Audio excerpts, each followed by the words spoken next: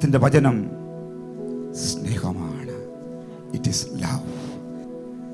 ലാവണ്യമായ വാക്കുകൾ, അതാണ് ദൈവത്തിൻ്റെ വചനം. സ്തോത്രം. സ്നേഹം. സ്നേഹിക്കാത്തവന് ദൈവത്തെ സ്നേഹിപ്പാൻ കഴിയത്തില്ല. സ്നേഹമില്ലാത്തവൻ്റെ ഉള്ളിൽ ദൈവം വസിക്കുന്നില്ല.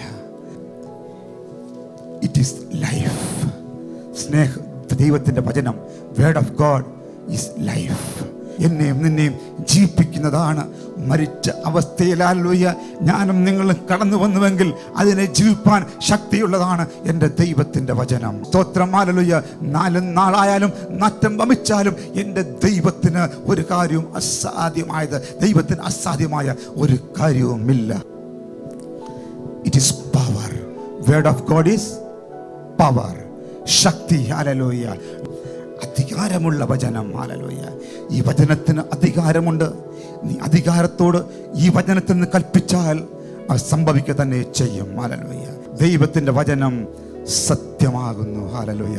ദൈവത്തിൻ്റെ വചനം സത്യമാകുന്നു. ഹല്ലേലൂയ.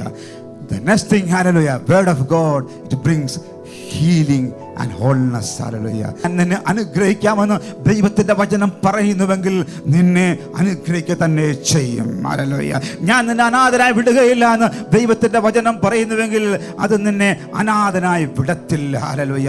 ഞാൻ നിന്റെ അടുക്കൽ കടന്നു വന്ന് നിന്നെ വിടുവിക്കുമെന്ന് ദൈവത്തിൻ്റെ വചനം അരുളി ചെയ്യുന്നുവെങ്കിൽ നിനക്ക് അങ്ങനെ തന്നെ സംഭവിക്കും. നിന്റെ പേർ മാറ്റുമെന്ന് ദൈവത്തിൻ്റെ വചനം പറയുന്നുവെങ്കിൽ തീർച്ചയായും അവൻ നിന്റെ പേർ അവനൊന്നും മാറ്റിയിരിക്കും. സ്തോത്രം. ഇന്ന് പകൽക്കാലം നീ സമാധാനമില്ലാതെ കടന്നു വന്നുവെങ്കിൽ, ഈ ദൈവത്തിൻ്റെ വചനത്തെ നീ പ്രിയം വെക്കുന്നുവെങ്കിൽ, ഈ ദൈവത്തിൻ്റെ വചനത്തെ ധ്യാനിക്കുന്നുവെങ്കിൽ, നിന്നെ തന്നെ കർത്താവിന് വേണ്ടി സമർപ്പിക്കുന്നുവെങ്കിൽ, നിന്നെ തന്നെ ഒരുക്കുന്നുവെങ്കിൽ നീ മഹാസമാധാനം പ്രാപിച്ചേ ഇന്ന് പകൽക്കാലം ഇവിടുന്ന് കടന്നു പോകത്തുള്ളൂ. ഹല്ലേലൂയ.